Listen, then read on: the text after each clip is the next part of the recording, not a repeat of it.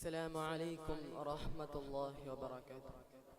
بسم الله والحمد لله الصلاة والسلام على رسول الله. ഈ വേദിയിൽ ചില സുപ്രധാന വിഷയങ്ങൾ നമുക്ക് സംബന്ധിക്കാം. യുദ്ധങ്ങളും ദുരന്തങ്ങളും മനുഷ്യരാശിയെ വിയർപ്പിക്കാനും വിറപ്പിക്കാനും തുടങ്ങിയിട്ട് കാലങ്ങളേറെയായി. ഈ സമയത്തും ഫലസ്തീനിലും യുക്രൈനിലും യുദ്ധക്കെളുതികളാൽ ജനകോടികൾ പൊറുതിമുട്ടുകയാണ്. യുദ്ധം, ആഭ്യന്തര കലാപങ്ങൾ, വംശീയ അതിക്രമങ്ങൾ തുടങ്ങിയ കാരണങ്ങളാൽ സ്വന്തം നാട്ടിൽ നിന്ന് പുറന്തള്ളപ്പെട്ടവർ, സ്വന്തം വീടുകളിൽ നിന്ന് കരകയറ്റപ്പെട്ടവർ, സ്വന്തം ഭാഷയിൽ തന്നെ മിണ്ടാതാക്കിയവർ, സുരക്ഷിതത്വവും സമാധാനവും തേടിയുള്ള അവരുടെ യാത്രകൾ പലപ്പോഴും ദുരിതപൂർണമാണ്. കടലിൽ മുങ്ങി മരിക്കുന്ന കുഞ്ഞുങ്ങളുടെ ചിത്രങ്ങളും അതിർത്തികളിൽ തടഞ്ഞു നിർത്തപ്പെടുന്ന കുടുംബങ്ങളുടെ മുഖങ്ങളും നാം ഓരോ ദിവസവും കാണുന്ന കാഴ്ചകളാണ്. അഭയാർത്ഥികളുടെ ജീവിതം വെറും സ്ക്രീനിൽ മാത്രം കണ്ടവരാണ് നമ്മൾ. പൊടി പടർന്ന ക്യാമ്പുകൾ, കരയുന്ന കുട്ടികൾ, പൊള്ളിച്ചടിഞ്ഞ കുടിലുകൾ, ഇതാണ് അവിടെ യാഥാർത്ഥ്യം. ക്യാമ്പുകളിൽ ആശുപത്രികളില്ല, സ്കൂളുകളില്ല, മരുന്ന് കിട്ടാത്തതിനാൽ രോഗികൾ മരിക്കുകയാണ്.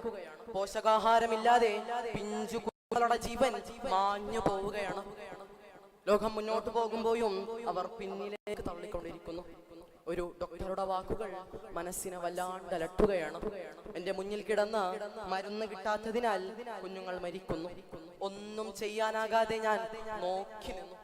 മനുഷ്യന്റെ മനസാക്ഷിയെ നടക്കുന്ന വാക്കുകളല്ലേ അത്? ഐക്യരാഷ്ട്രസഭയുടെ ഹൈകമ്മീഷണറായ UN റെഫ്യൂജി ഏജൻസിയുടെ കണക്കനുസരിച്ച് 2024 ലോകത്താകമാനം ഏകദേശം 120 ദശലക്ഷത്തിലധികം മനുഷ്യർ പലായനം ചെയ്യപ്പെട്ടവരോ അഭയാർത്ഥികളോ ആണ്. ഈ കണക്കുകൾ ഒരു സംഖ്യ മാത്രമല്ല, മറിച്ച് അവ ഓരോന്നിന് പിന്നിലും ഓരോ ജീവിതമുണ്ട്, ഒരു കുടുംബമുണ്ട്, ഒരു പ്രതീക്ഷയുണ്ട്. നമ്മളെ പോലെ സ്വപ്നങ്ങളും പ്രതീക്ഷകളുമുള്ള സാധാരണ മനുഷ്യരാണവർ.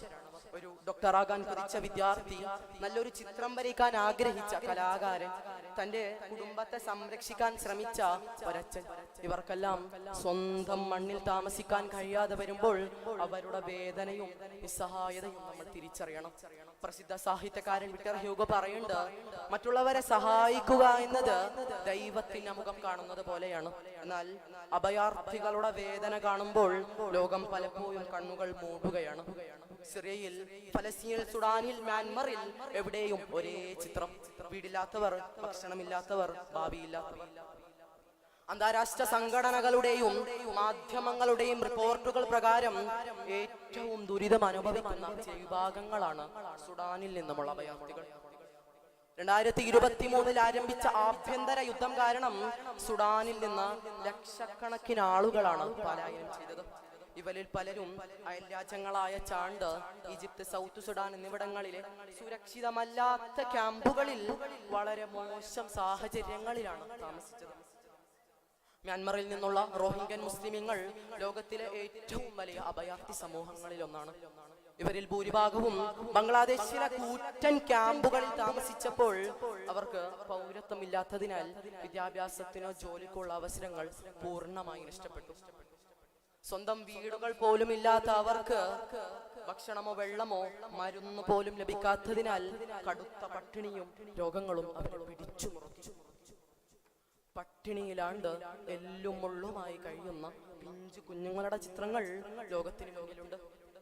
ഭയത്തോടെ മിസൈലുകളെ പ്രതീക്ഷിച്ച് ഒരു കഷണം റൊട്ടിക്ക് വേണ്ടി കാത്തിരിക്കുന്ന ഗസക്കാരുടെ ചിത്രവും ലോകത്തിന് മുന്നിലുണ്ട്. ലോകത്ത് സമാധാനം സ്ഥാപിക്കുന്നത് തങ്ങളാണെന്ന് തന്റെ നാഴികയോട് 40 വട്ടം പ്രഖ്യാപിച്ച അമേരിക്കയാണ് ഇന്ന് വംശഹത്യയെ സ്പോൺസർ ചെയ്യുന്നത്. കണ്ടിട്ടും കണ്ടില്ല എന്ന് നടക്കുന്ന ലോകം. ഈ ക്രൂരമായ നിശബ്ദതയ്ക്ക് ലോകം സമാധാനം പറയേണ്ടി വരും. ഖുർആൻ നമ്മോട് പഠിപ്പിക്കുന്നത് ആവശ്യക്കാരന് സഹായം നൽകുക, അനാഥനെ പരിപാലിക്കുക, യാത്രക്കാരനെ സഹായിക്കുക. എത്ര മഹത്തരമാണ് പരിശുദ്ധ ഖുർആനിന്റെ ബോധനം.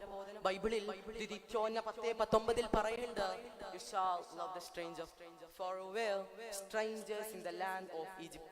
മതങ്ങളെല്ലാം ഒരേ ഒരു പാഠമാണ് പറയുന്നത്. അഭയാർത്ഥിയെ കാണുമ്പോൾ അവരെ സഹായിക്കുക. ആരാണ് ഈ പ്രശ്നത്തിന് ഉത്തരവാദികൾ? രാഷ്ട്രീയ തീരുമാനങ്ങളാണോ? അഭയാർത്ഥികൾക്കായി നമ്മുടെ വാതിലുകൾ തുറക്കാൻ മടിക്കുമ്പോഴും അവരെ സംശയത്തോടെ നോക്കുമ്പോഴും നമ്മളും ഈ പ്രശ്നത്തിന് ഇരയാകുന്നില്ല. സമാധാനം സമ്മേളനങ്ങളിൽ മാത്രം പറയുന്നത് പോരാ, സമാധാനം ജീവിതത്തിൽ തെളിയിക്കണം. കരുണയും സഹാനുഭൂതിയും മാത്രമാണ് അഭയാർത്ഥികളുടെ കണ്ണീരിന് മരുന്നാകുന്നത്. യുദ്ധം മനുഷ്യരെ അഭയാർത്ഥികളാക്കുന്നു, എന്നാൽ കരുണയാണ് അവരെ വീണ്ടും മനുഷ്യരാക്കുന്നത്.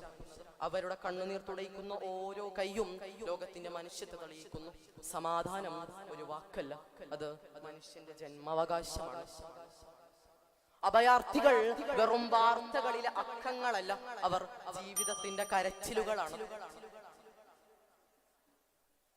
വേരൊടിഞ്ഞ വൃക്ഷം പോലെ, ഭൂമിയില്ലാതെ പറന്നുപോയ കാറ്റിൻ വിത്തുപോലെ സുരക്ഷ തേടി യാത്ര ചെയ്യുന്ന മനുഷ്യരുടെ കഥയാണ് അഭയാർത്ഥികളുടെ കഥ.